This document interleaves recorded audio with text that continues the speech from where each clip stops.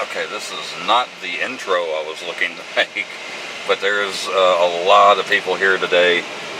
This is the office for the Oak Grove Memorial Gardens in Irving, Texas. Cemetery in Irving, Texas. And, well, you've seen the title, you've seen the thumbnail, I'm sure. We're going to tell you a little bit about the guy I came here to see today. Chris Adams was born February 10th, 1955 in Rugby, Warwickshire, England. Chris and his younger brother Neil both became champions in judo, winning both national and world titles at a very young age. While Neil stuck with judo and won silver medals at both the 1980 and 1984 Olympics, Chris went in another direction. In 1978, Chris began his pro wrestling career in England as black belt Chris Adams. After 3 years wrestling in England, Adams came to the United States in 1981 to wrestle in NWA Hollywood, where he quickly found success. Adams won the America's Tag Team title with Salvatore Bellomo and the America's TV Championship in NWA Hollywood. After long stretches in Portland, Japan, and Puerto Rico that saw Adams have a 56-day reign as the WWF World Light Heavyweight Champion, Adams moved on to World Class Championship Wrestling, where he had his greatest success. Originally a popular babyface, Gentleman Chris Adams was one of the most popular wrestlers in Dallas in the early 1980s, thrilling fans with his signature move, the super kick. Adams had multiple runs with the American Heavyweight Championship and World Class Television Championship, as well as being part of both the American Tag Team Champions and World Six-Man Tag Team Champions on various occasions. And during Adams' run, he would turn heel after taking on notorious manager Gary Hart and have a long feud with former friend Kevin Von Erich.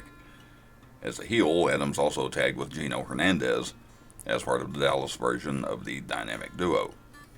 After turning face again, Adams was just the second wrestler to hold the WCCW World Heavyweight Championship after World Class broke away from the NWA. Adams also found success in the Universal Wrestling Federation, winning the UWF Tag Team Championship with Terry Taylor. As World Class merged with the Memphis territory to form the USWA, Adams is probably best remembered as a trainer. The most famous student from his wrestling school went on to be known as Stone Cold Steve Austin. Otherwise, Adams struggled with his career outside of World Class. Chris did hold the North American Championship in the short-lived Global Wrestling Federation and did find some success as an independent promoter, but spent most of his final years in wrestling jobbing in WCW. A chaotic private life filled with alcohol problems and legal troubles came to a violent end when Adams' friend shot Chris during a drunken brawl in Waxahachie, Texas. When he passed, Chris left behind a new wife and 3 children. Okay, I'm sorry if I'm not getting a great shot of that. The sun's kind of blinding me a little bit. That is where Chris Adams has been laid to rest. See there, this is the British flag, the Union Jack up there. Adams, Gentleman Chris. 1955-2001.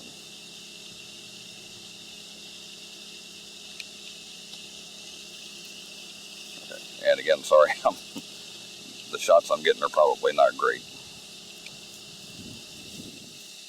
On this other side here in living memory.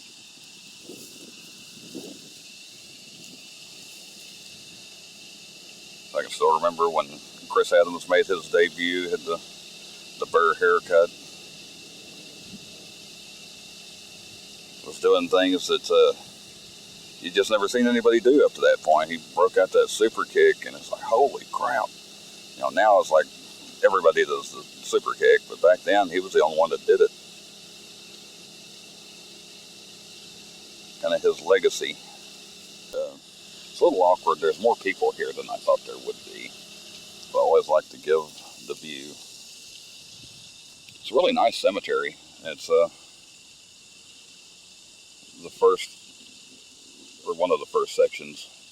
The gate's right down there. All those other cars already just come straight down here. And he does have a lot of people around him here. Right between Oliver Johnson and Dale Duvall. No, it really wasn't too hard to find.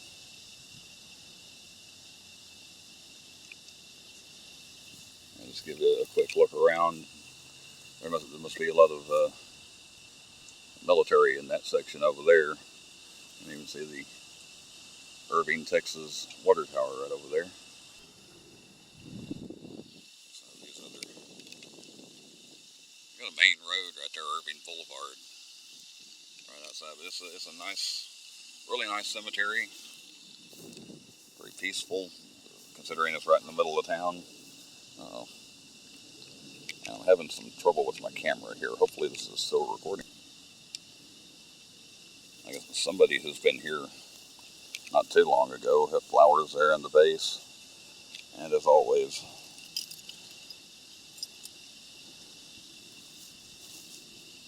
always leave a coin.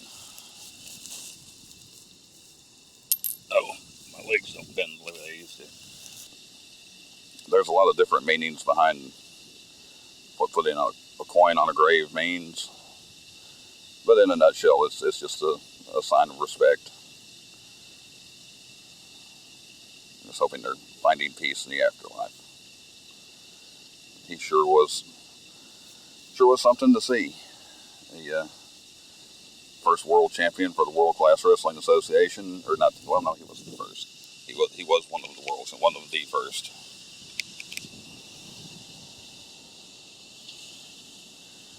I guess Rick Rude was the first. He was the second. Yeah. Like I say, it's a little awkward because there are a lot of people here. A lot more people than I suspected there would be.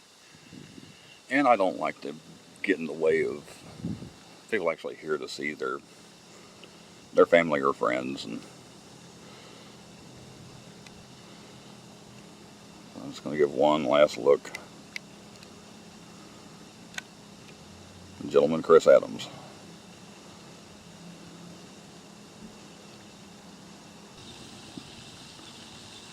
So just giving you further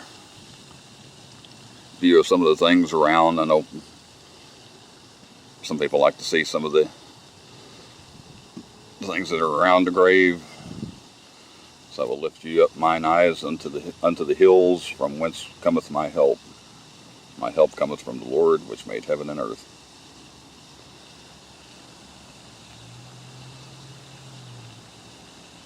And you can probably hear a little something in the background.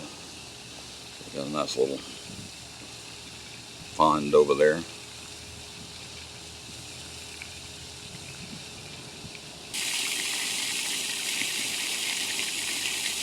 I hope you liked seeing where Chris Adams' final resting place was. It's always kind of weird closing these out because you don't want to say you enjoyed it. But if you'd like to see some more content, you know what to do. There are links at the end of the video. I always like to give something a little more peaceful close out to these kind of videos other than just lingering on the grave.